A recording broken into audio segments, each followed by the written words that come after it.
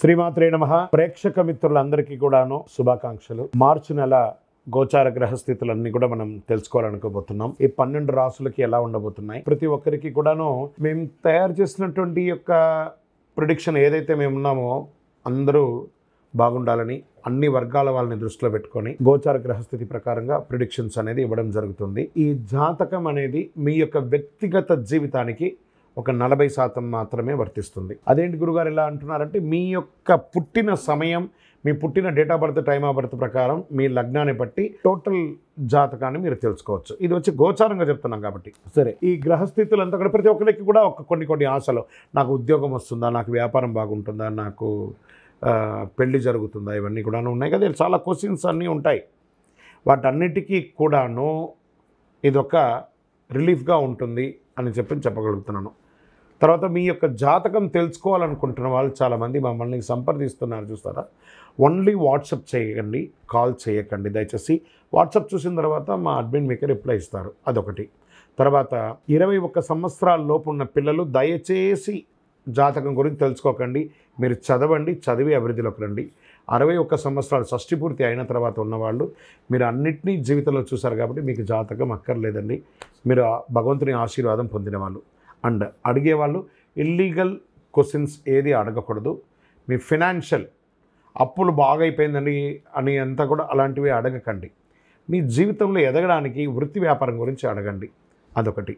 తర్వాత జాతకం పడుతున్న వర్షానికి ఒక గొడుగు మాత్రమే, కానీ జాతకం జీవితం కాదు. మీరు మిమ్మల్ని నమ్మండి, మీ ఇష్టదైవం కులదైవాన్ని నమ్మండి, జాతకం కూడా సహకరిస్తుంది. ద్వాదశ రాశుల్లో 3వ రాశి అయినటువంటి మిథున రాశి మిత్రులారా, మీరు మృగశిర నక్షత్రం 3, 4 పాదములు, ఆరుద్ర నక్షత్రం 1, 2, 3, 4 పాదములు, పునర్వసు నక్షత్రం 1, 2, 3 పాదాలకు జన్మించిన మీరు మిథున రాశి వారిగా పరిగణించబడుతున్నారు. ఈ మార్చి నెల మీకు శుభాశుభ ఫలితాలు ఎలా ఉన్నాయంటే కాస్త మిశ్రమంగా ఉంది అని కూడా చెప్పచ్చు. బుధుడు క్షీణించి ఉన్నాడు. మొదటి ఇంటి ద్వారా కుజుని యొక్క సంచారం ఉంది. బృహస్పతి మీ 12వ ఇంట్లో ఉన్నాడు. శుక్రుడు మరియు చంద్రుడు 12వ ఇంట్లో ఉన్నారు. బుధుడు ఈ నెల మొత్తం బలహీనంగా ఉన్నాడు. కాస్త దీనివల్ల ఏమవుతుంది అని అంటే ఉద్యోగులకు అనుకూల వాతావరణం ఉంటుంది, ప్రతికూల వాతావరణం ఉంటుంది. పని భారం పెరుగుతుంది, స్ట్రెస్ పెరుగుతుంది. అందులో ప్రత్యేకించి ఐటీ రంగంలో ఉన్న వాళ్ళకి, తర్వాత డిపార్ట్మెంట్స్లలో ఉన్న వాళ్ళకి, మిలిటరీ లేదా పోలీస్ డిపార్ట్మెంట్స్ లేదా ఎక్సైజ్ డిపార్ట్మెంట్స్ లేదా డాక్టర్స్, లాయర్స్, వీళ్ళకందరికీ ప్రభుత్వ రంగంలో టీచర్స్, లెక్చరర్స్, వీళ్ళకందరికీ స్ట్రెస్ విపరీతంగా పెరిగిపోతుంది ఈ నెల. ఇది కొంచెం జాగ్రత్తగా చూసుకుంటే చాలు. మీరు అనుకున్నటువంటి ప్రమోషన్స్ కాస్త ఆలస్యమయ్యే అవకాశాలు ఉన్నాయి. సహ ఉద్యోగాలతో కాస్త సహకార లోపం ఉంది. ఉన్నతాధికారులతో సర్దుకుపోవడం మంచిది. అదే మీకు ఫ్యూచర్లో మీకు చాలా ఉపయోగపడుతుందని కూడా చెప్పచ్చు.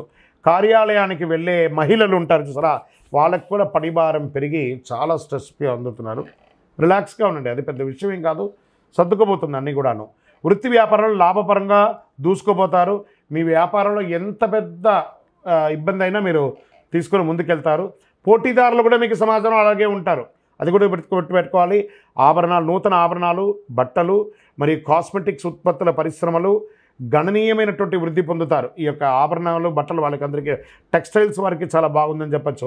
ఐరన్ అండ్ ఈ యొక్క బిల్డింగ్ కన్స్ట్రక్షన్ మెటీరియల్స్ ఉన్నాయి చూసారా, ఇవన్నిటికీ చాలా అద్భుతమైనటువంటి వ్యాపారం కూడా చెప్పచ్చు. అదనపు ఆదాయ ప్రయత్నం సమయంలో బాగా అనుకూలంగా ఉంటుంది. ఫుడ్ గ్రైన్స్ ఉంటాయి చూసారా, ఫుడ్ గ్రైన్స్కి సంబంధించి లేదా ఈ యొక్క హోటల్స్ ఇలాంటి వాటికి కూడా ఇది చాలా బాగా కలిసి వస్తుందని కూడా చెప్పచ్చు. ఆర్థిక వ్యవస్థ బాగా అద్భుతమైనటువంటి సంతృప్తికరంగా ఉంటుంది.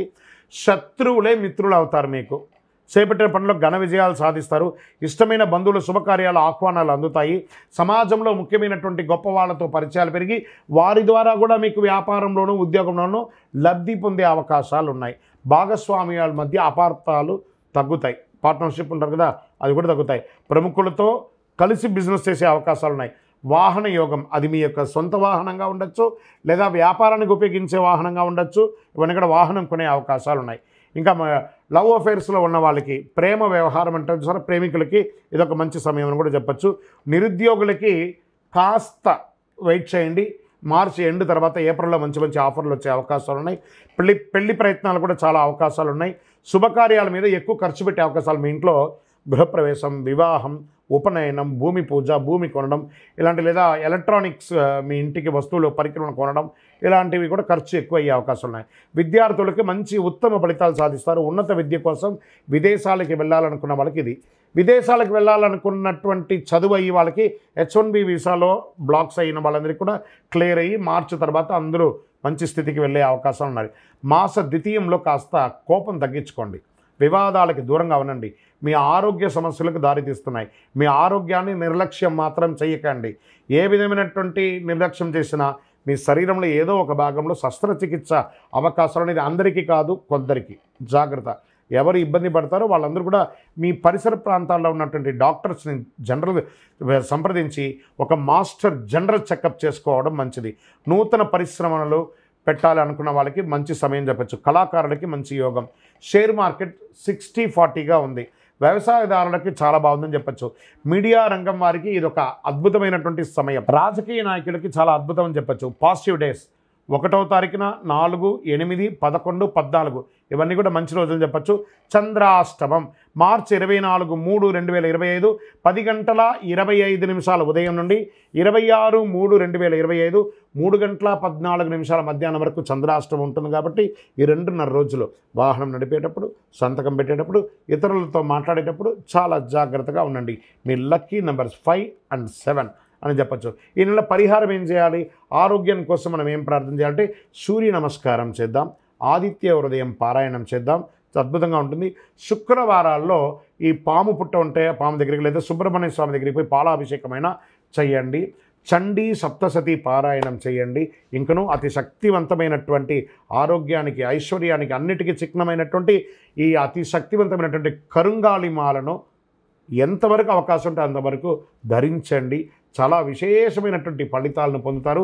ఇంకనూ సకల దోషాల తొలగి ఆనందంగా ఉండడానికి మీ వయస్సు ఎంత ఉందో అన్ని దీపాలను మీ ఇష్టదైవం కులదైవ దేవాలయంలో నెలకొకసారైనా అన్ని సంఖ్యతో దీపం వెలిగించండి.